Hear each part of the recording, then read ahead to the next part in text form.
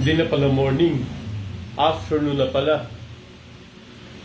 Meron na tayong 14 minutes na lamang bago mag-alauna ng hapon. Kachokaran, kumusta po kayo? Kumusta ng paminggalan? Alam niyo naman, kailangan bati-batian lang tayo ngayon. Siyempre, kumusta po ang weekend?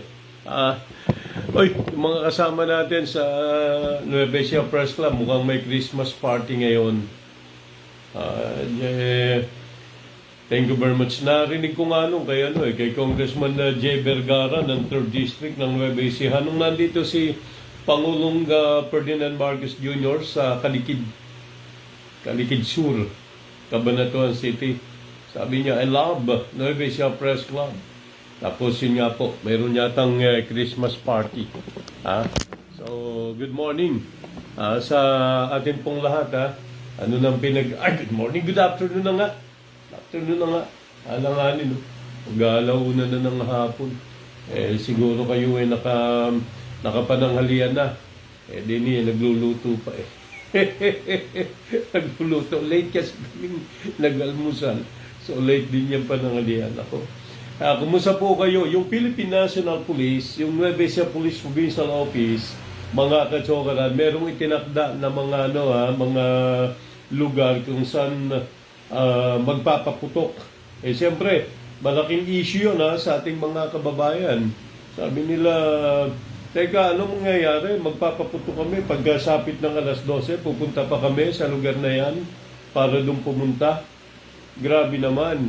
Yun nga, totoo, issue naman yun.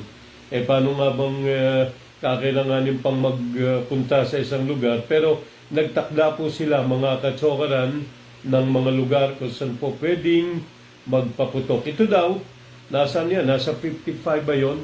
28 yung firecracker at 27 yung fireworks. Yung mga approved na lugar. Pinag-usapan ito kachokaran ng Nueva Ecija Police at saka ng mga lokal na pamahalaan. So, hindi lang police ang nagdesisyon dito, pati yung mga LGU po ninyo. Yung mga tindahan kaya. So, para daw itong mga celebration sa buong lalawigan ay maging mas ligtas, maging mas maayos, sabi nila. Tingnan, meron po tayo, di ko na may isa-isa, pero meron tayo dyan sa scroll down lang kayo.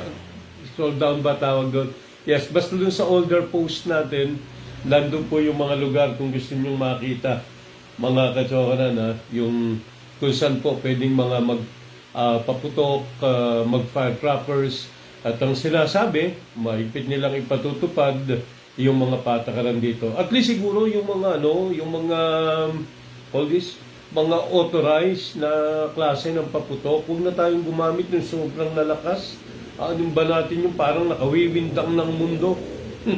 Nakawiwindang ng kaluluwa at ang masakit. Baka pagkatapos ng hating gabi, windang yung ating pagkatao, yung ating buhay.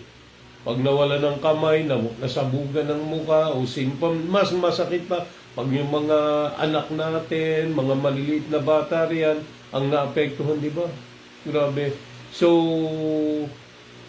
nirirespeto naman natin, kachokaran, yung tradisyon ng ating mga kababayan na feeling nila masagana daw Nakita niyo yung mga report sa TV o hanggang sa iba't ibang mga lugar pumupunta ng Bukawi, Bulacan.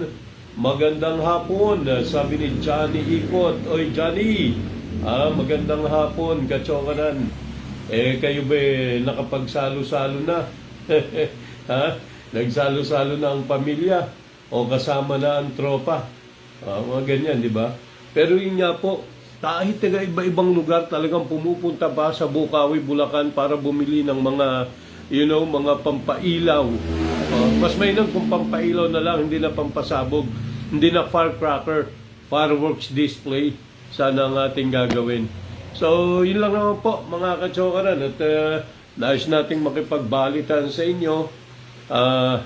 Si Aurelia Sagnip Danga, hello. Gandang hapon po. Good afternoon mga taga Purok 8. dyan sa Riverside, San Alejandro, Quezon, Nueva Ecija. Ginagawa yung ano nyo yung munisipyo dyan sa bayan ng Quezon, tama. Mukhang may rehabilitation or ano ba ginagawa. Basta inaayos pa. Mukhang pinagaganda yung munisipyo nyo riyan. Ni Mayor Dean at ni Manang Josie. Si Manang Josie yung Vice Mayor ngayon dyan, di ba? So, Merry Christmas sa inyo riyan. Mga taga Purok 8, Riverside, San Alejandro, Quezon. Napag-usapan na lang din yung mga official natin dyan. Binabati natin yung mga taga CSU dyan sa munisipyo ng Quezon, Nueva Ecija. Magandang umaga. At saka yung mga taga San Jose City, magandang umaga po sa mga kababayan natin dyan. Punong-puno na kayo ng pailaw dyan. Ang daming pailaw sa San Jose City. Kaya yung ating mga kababayan, mahaba-haba pa itong mga panahon na pwedeng maglibot dyan. Sa gobyerno, walang pasok sa 29, pero sa private, meron ngayon, anong petsa ngayon? 27. So, bukas, pahinga, Sunday, tapos, pahinga pa uli yung 29. Walang pasok doon sa gobyerno, mga katsokanan.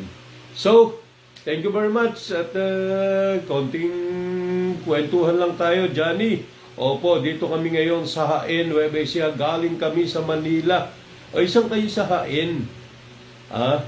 Naku, mayroon isang barangay dyan. Medyo controversial yung Bantay Bayan. Kung ako nagkakamali, ano ba yun? Pinanggaan.